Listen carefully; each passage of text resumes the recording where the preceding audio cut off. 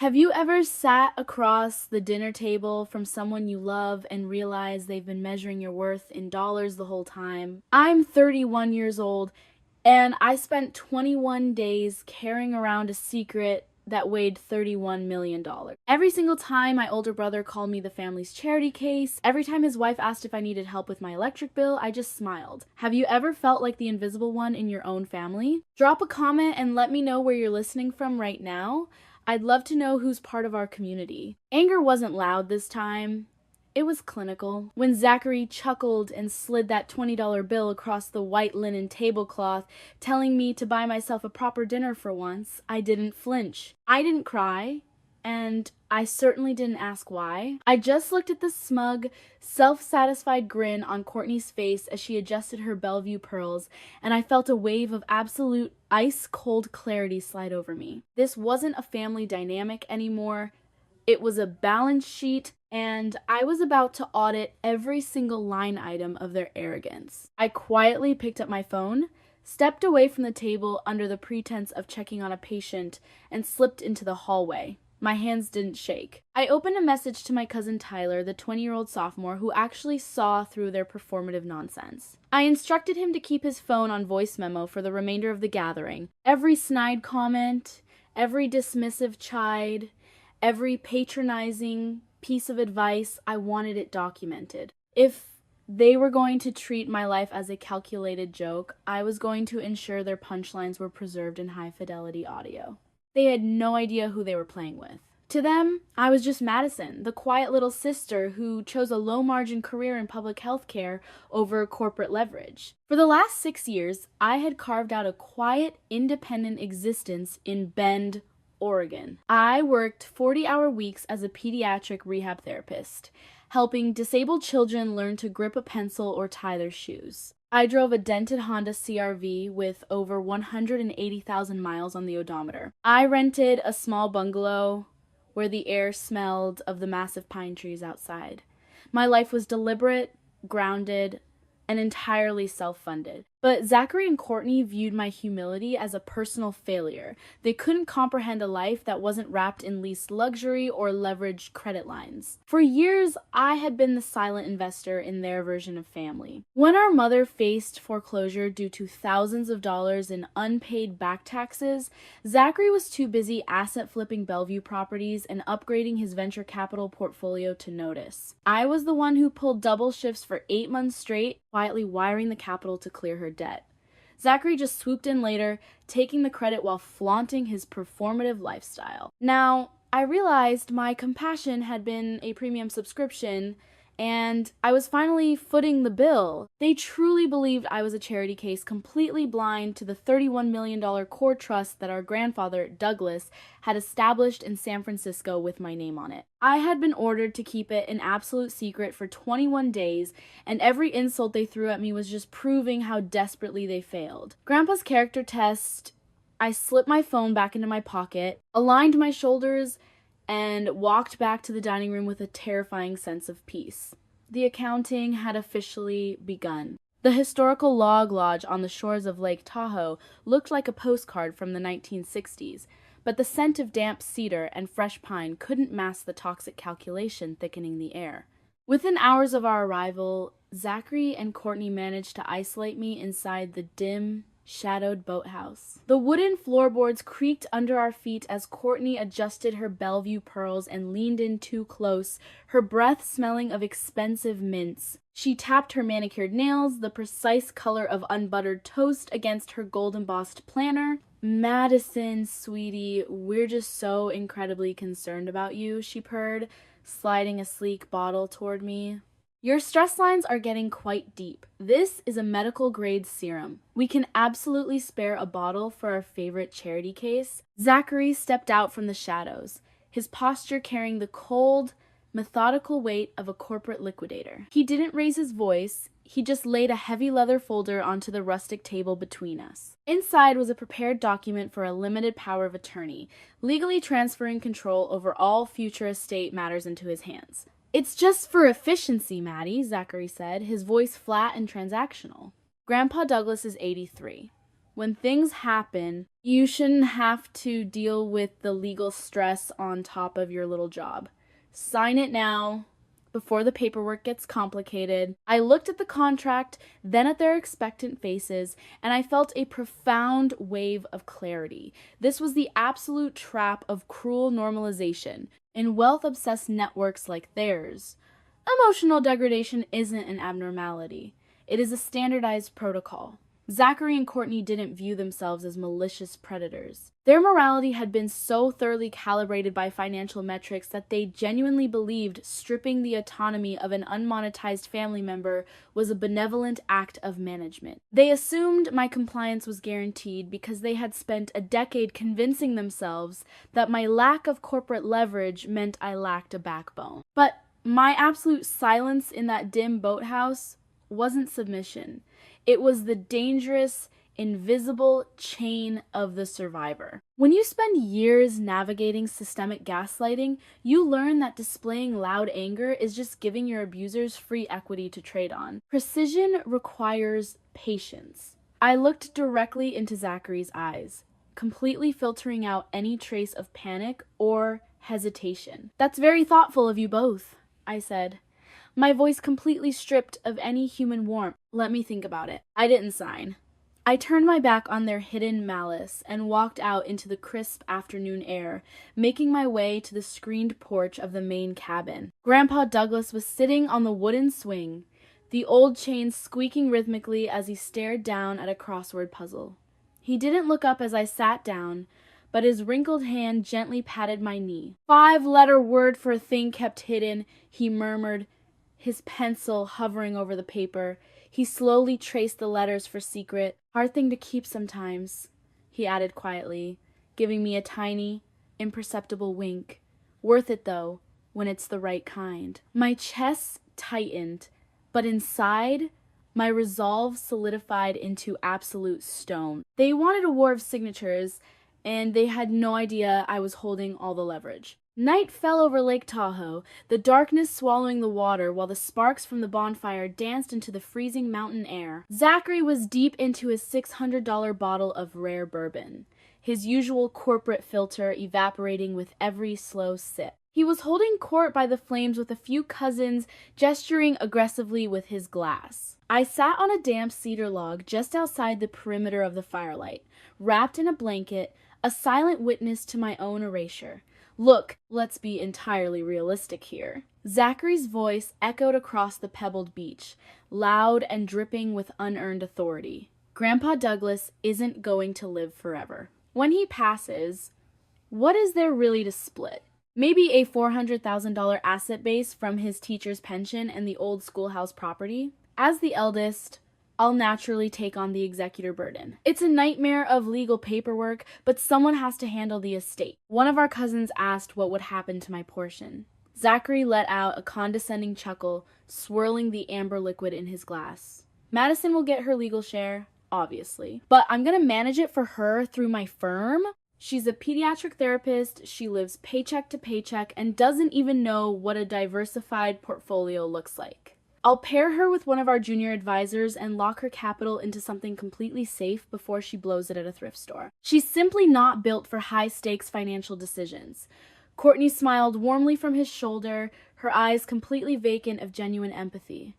"It's so true. Madison is incredibly fortunate to have a brother looking out for her financial survival." I didn't yell, I didn't stomp my feet or demand an apology. I just stood up, let the blanket slip onto the log, and quietly walked away into the dark, listening to the lake slap rhythmically against the wooden dock. But my silence only greenlit their next escalation.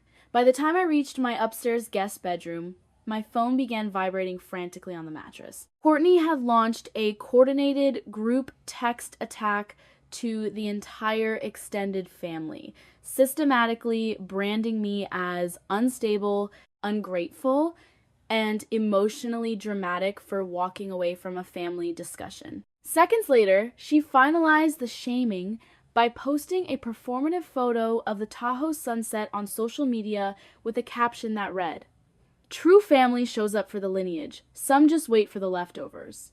This wasn't a family dynamic anymore. It was a hostile corporate takeover attempt, and it required a professional response. I sat on the edge of the mattress, completely cutting out the emotional noise.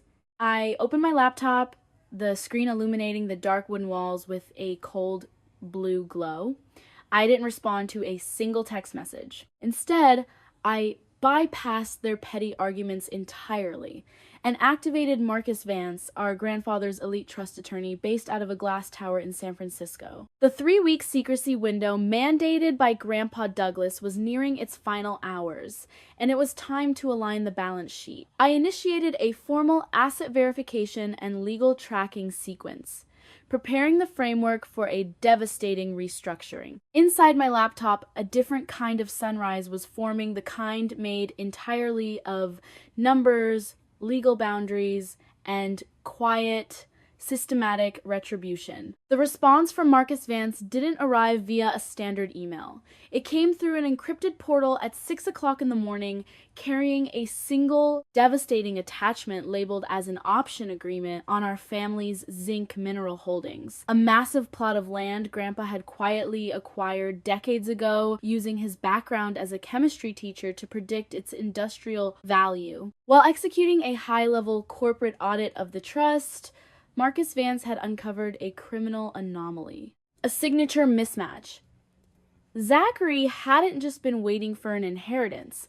Months earlier, he had covertly forged our 83-year-old grandfather's signature on a secret property option, attempting to channel family land equity into his failing venture capital firm in Seattle to cover massive trading liabilities. This wasn't family drama anymore.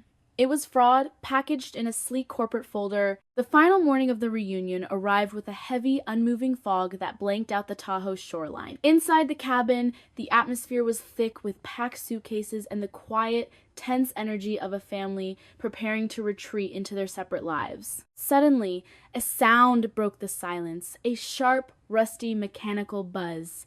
It was the front doorbell of the rustic rental lodge, a vintage mechanical feature that none of us expected to actually work. I stood entirely still as the door opened, revealing Marcus Vance, flanked by an assistant, holding a leather portfolio, and an official videographer setting up a tripod in the living room. From the upstairs staircase, Grandpa Douglas appeared. The faded flannel shirts he had worn for decades were gone. In their place, he wore a tailored, dark gray corporate suit that made his posture look unshakably straight. He looked commanding, completely discarding the illusion of the fragile small-town teacher. He instructed the 18 stunned family members to sit down, introducing a definitive tribunal that would permanently rewrite the terms of our lineage. As Zachary shifted uncomfortably, trying to mask his panic behind a corporate smirk, Grandpa Douglas let a heavy silence settle over the room. This was the moment he exposed the deep internal calculation of the watcher's quiet regret. He revealed to the silent room that he was quietly battling advanced congestive heart failure, with his doctors giving him only a few short months before his heart would finally tire out. Living above a barbershop, clipping coupons, and washing Ziploc bags hadn't been an act of eccentric cheapness, it was a deliberate character filter. For years, he had watched with quiet heartbreak as his own grandson drifted into a hollow, transactional obsession with material optics, and this 3-week test of absolute secrecy was his final attempt to see who we truly were before handing over a fortune. The weight of his words hit the room like a physical blow, but the true devastation occurred when he addressed the forged contract. It was a terrifying realization of a world without Douglas. If our grandfather hadn't engineered this targeted trap, Zachary's criminal forgery combined with the fraudulent power of attorney they had tried to force upon me would have completely liquidated my independent life. I would have been legally bound and financially drained, stripped of my autonomy to patch up the bankrupt liabilities of a brother who viewed my soul as a charity case. This wasn't a simple reveal of wealth, it was a rescue mission from an absolute financial execution. Marcus Vance reached down and placed a matte black Bluetooth speaker precisely in the center of the cedar coffee table. With a clinical tap on his digital tablet, the room filled with the crackle of fire and a loose, arrogant voice that everyone recognized instantly. It was Zachary, boasting about how I was a charity case, how I wasn't built for high-stakes capital, and how he would lock my inheritance away under his firm's control. Then came Courtney's sharp whisper from the boathouse ambush, cutting through the speaker grid, demanding I sign away my power of attorney for efficiency. The silence that followed was suffocating. Zachary's face turned the hollow, bloodless shade of curdled milk as he realized Cousin Tyler had captured every single syllable of their arrogance on an open recording during his loud, public tirade by the bonfire. Grandpa Douglas stood at the head of the room, his gray suit immaculate, his eyes completely stripped of his usual gentle warmth. He looked at Zachary, not with loud rage, but with the cold finality of a judge delivering a settled verdict. You spent this weekend treating your sister like a transactional utility and your dying grandfather like a bank account, Grandpa said. Then came the financial acts. Grandpa Douglas formally announced that the living trust was executed, and I was named the sole heir to the $31 million core trust. Zachary's calculated ambitions were instantly vaporized. His portion was reduced to a heavily restricted, unaccelerated annual payout of $100,000 for 12 years. It could not be borrowed against or advanced.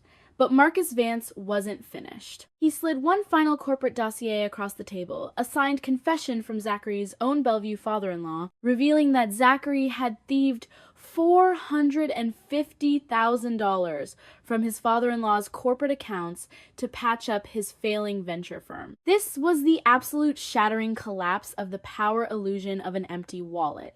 Zachary's authority, his expensive lifestyle, his chide, it was never real. It was a temporary corporate shell rented with credit he hadn't earned. The moment Grandpa Douglas severed the financial pipeline, Zachary's identity completely evaporated because he had zero internal character to withstand the truth. He dropped his face into his hands, sobbing openly on the couch.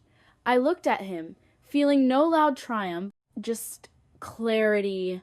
I would have given you half, Zach, I said softly. If you had just been kind, I would have split it all down the middle. That's the worst part. You did this to yourself. This wasn't revenge. It was accounting. And I was shifting entirely to the justice of the planter. True satisfaction doesn't come from watching your abusers starve in the dirt. It comes from using the fruits of your survival to plant an undestroyable forest of value. I accessed my resource base to anonymously clear my mother's underlying debts through Marcus Vance, ensuring her safety. Then I carved out a $250,000 endowment to establish a pediatric rehabilitation fund to cover treatment copays for children in need. I was busy building something beautiful, leaving Zachary and Courtney to self-destruct inside the collapse of an illusion they had spent a lifetime running. I am still an occupational therapist. I didn't quit my job when the paperwork finalized, and I have no plans to do so. On Monday morning, I walked right back into my pediatric clinic in Bend, Oregon, sat down on the floor with a 5-year-old boy trying to map out how to lace his sneakers, and watched his face light up with absolute victory when he finally got it right. I have $31 million sitting in diversified accounts managed by professionals, and yet I am exactly where I want to be. I still drive my old Honda CR-V with the high mileage. I still live in the small bungalow, where the scent of the rosemary bush rises through the kitchen window every time it rains. The fallout back in Seattle was swift, predictable, and totally quiet. Zachary and Courtney's performative house of cards collapsed the moment the credit lines were cut. The panoramic Range Rover went up for sale on a dealer's lot less than 2 weeks later, followed quickly by their massive 5-bedroom mansion in Bellevue. When Courtney's father pulled his name off the co-signature, the bank repriced their entire existence. They are currently moving into a small, rented apartment in a modest suburb, learning to live within the exact structural boundaries they once mocked me for holding. Zachary stepped down from his executive position at the venture capital firm and is currently meeting with a financial advisor that Grandpa Douglas recommended. He sent me a text message last week. It just said, "Thinking about you. I am so sorry. Coffee soon?" I haven't answered him yet. I will. Eventually. I am just not ready to let that noise back into my space, and for the first time in my life, I don't feel a single ounce of guilt about it. This entire experience forced me into the profound realization of what it truly means to let go of bloodline obligations and find your own identity. We are conditioned from birth to believe that sharing DNA means we owe people a lifetime past to diminish our worth, but that is a dangerous, systemic lie. Blood connection is a biological accident. A real family is built strictly on the parameters of safety, mutual respect, and unconditional emotional protection. Walking away from narcissistic relatives who view your soul as a transactional utility isn't an act of betrayal or malice. It is the first legitimate act of self-ownership you can ever execute. I spent over 2 decades burning my own peace of mind to keep them warm, trying to adapt to a standard that was designed to keep me invisible. The moment I stopped playing along with their dynamic, I didn't lose a family, I gained myself. Grandpa Douglas traveled down to visit me last weekend, just like he has done every single month for years.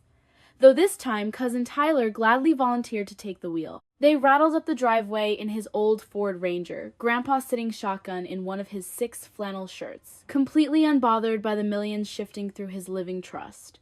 We stood in my small kitchen and made tomato sandwiches with pickles on white bread. We watched Jeopardy, and within an hour, he fell asleep in my recliner with a cheap paperback book open on his chest. I sat across from him, listening to his steady, quiet breathing, and I realized that a secret is simply patience wearing a disguise. He didn't give me $31 million to change my life.